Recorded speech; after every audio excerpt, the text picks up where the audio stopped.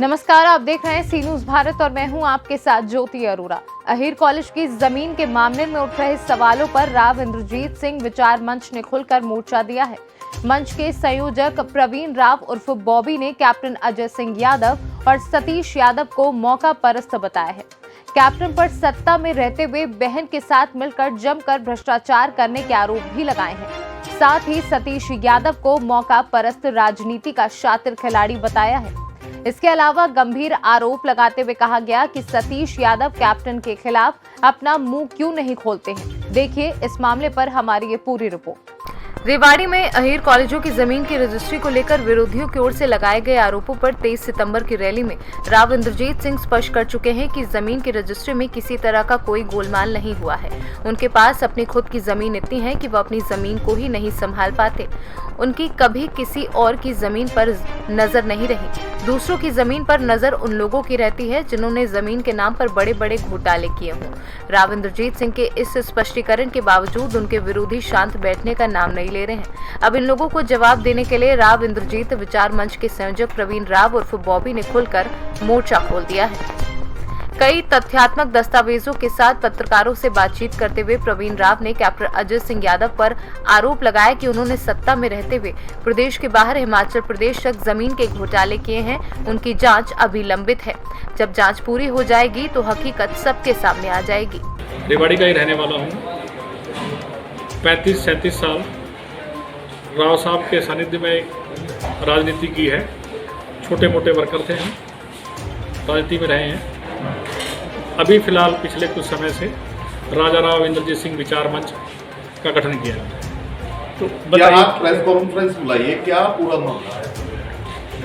ये पूरा मामला सिर्फ जो एक नैतिकता की राजनीति छोड़ के फिजूल की बकवासें की जा रही हैं, ये उनका हमारे दो श्रीमान जी हैं, बड़े भाई कप्तान अजय सिंह यादव हैं, छोटे भाई सतीश यादव जी हैं, उनका राजनीतिक चरित्र बताने के लिए ये प्रेस वार्ता का आयोजन किया था। अभी आपने कहा कि मौका परस्त की राजनीति कर रहे हैं। हाँ। कैसे इस बात को कह रहे हैं?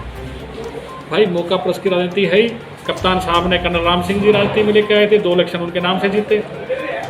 उसके बाद के 3-4 इलेक्शन थे वो राविंद्र सिंह के परिवार के नाम से जीते। कभी भूपेंद्र सिंह हुड्डा का हाथ पकड़ लेते हैं, तो ये मौका परस्त की राजनीति है। यहाँ से सतीश कुमार जी की शुरुआत कहाँ से हुई थी? इतने छोटे से समय के अंदर कितनी पार्टियां बदल चुके हैं, आप खुद ही देख लीजिए। चौटाला साहब के घर में ही 2 पार्टी, दोनों पार्टी में रह चुके हैं। राव साहब के पास रह चुके हैं। आजकल भूपेंद्र सिंह हुड्डा के गीत गा रहे हैं, कांग्रेस के गीत गा रहे हैं, बीजेपी ये ज्वाइन कर चुके हैं, छोड़ चुके हैं। भ्रष्टाचार के आरोप लगा रहे हैं दोनों पे आप? बिल्कुल। किस आधार पे? बिल्कुल ये आधार, ये कागज है भाई, मैं आपको देता हूँ सब कागज। कप्तान साहब के बहन जस्टिस थी, 25 लाख रुपए एक न्याय के मंदिर में लेते पकड़े गए थे। उन पर मुकदमा दर्ज है, 25,000 रुपये के मुचलके से जमानत पे हैं। ये कागजात हैं। कप्तान साहब ने कुछ प्रॉपर्टियां सोलन में खरीदी थी, ये उसके कागजात हैं जो मंत्री रहते हुए और उसमें रहते हुए अपना पद का दुरुपयोग करते हुए खरीदे गए थे। ये कागजात है सब। जिसको राशन कार्ड आप जिन 25 लाख की बात कर रहे हैं। हाँ। कि न्याय के मंदिर में पकड़े गए। हाँ। तब ये बात सामने आई थी कि ये पैसा निर्मल यादव कोई और दूसरी जस्टिस थी, उनके पास जहाँ था वो गलती से इनके पास पहुँचा था और जिसकी इन्होंने शिकायत भी की। नहीं, निर्मलजीत कौर ने शिकायत की थी कि ये पैसा मेरा नहीं है, मेरे पास नहीं आना है। उनके पास आया, उनने एडवांस उसको पुलिस को सूचित किया था, चंडीगढ़ पुलिस को। और चंडीगढ़ पुलिस ने जब उसकी जांच की तो पता चला कि ये पैसा एक्चुअली निर्मल यादव का था। और दूसरी बात, इस एफआईआर को क्वैश करवाने के लिए या इसमें जब इनका चालान पेश हुआ था जाने के लिए निर्मल यादव जी सुप्रीम कोर्ट गई थी। उनने सुप्रीम कोर्ट में ही मना कर दिया था और फिर बाद में उनने अपनी सीबीआई कोर्ट चंडीगढ़ से अपनी जमानत करवाई थी। प्रवीण जी, इसके पीछे लगातार राव इंद्रजीत सिंह के खिलाफ बयानबाजी हो रही है, तो इसके पीछे कारण क्या मानते हैं? आखिर क्या कारण है? भाई कारण एक मोटी सी बात है, मेरी साड़ी तुम्हारी साड़ी से सफ़ेद क्यों नहीं? जी। अहीरवाल में इतना ऊंचा कद इनका क्यों, हमारी पहचान क्यों नहीं, हमारा कद क्यों नहीं? अब जिन आदमी की 80 साल 100 साल 200 साल का इतिहास रहा है, दादा परदादाओं का इतिहास रहा है, अगर उनकी पहचान नहीं होगी तो क्या इन चंद सालों से इनकी पहचान होगी क्या? अब ये तो 10 साल में सारी पहचान बनाना चाह रहे हैं कि हिंदुस्तान में हमारा नाम चले। सतीश यादव चाह रहे हैं हमारा नाम चले हिंदुस्तान में।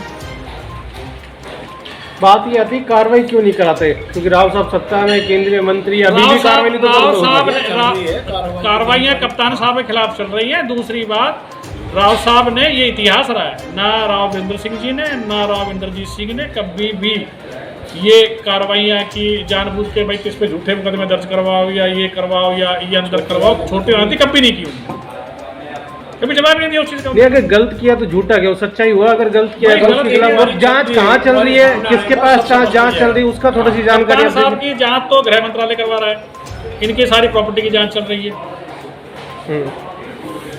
और सतीश यादव जी के पास जांच के लिए तो उनके जांच के कागज मैं आपको खुद दे दूंगा यहाँ से। सबसे बड़ा सवाल तो ये है कि एक आम आदमी जब अपना मकान या दुकान अगर 1 फीट भी आगे बढ़ाता है तो नगर परिषद उसे तोड़ देती है।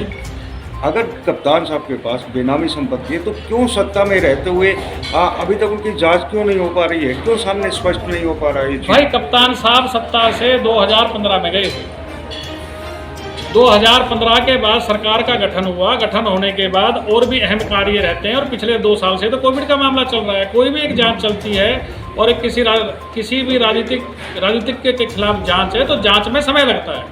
आपने पहले ही वो देखा होगा कि राजनीतिक के खिलाफ 10-10, 5-5, 7-7 साल गुजर जाते हैं जब तक कि पूरा चिट्ठा निकल के सामने साथ ना आ जाए, नहीं तो बाद में वो गवाह को फुसलाएंगे या और को टेम्परिंग करेंगे डॉक्यूमेंट की।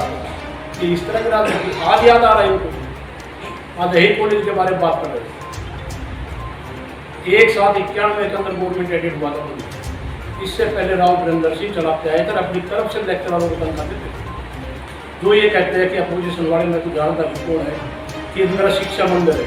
अरे उस शिक्षा मंदिर से ये पढ़ के निकले और उसी शिक्षा मंदिर के बारे में कुछ उठा रहे। राव वीरेंद्र सिंह ने इस इलाके का, दक्षिणी हरियाणा का करोड़ों बच्चों का भविष्य को ध्यान में रखते हुए कि यही पुलिस को चलाए। यदि नहीं चलाना चाहते तो यही कोठी और रेस्ट हाउस घुमा करके बैठ सकता है।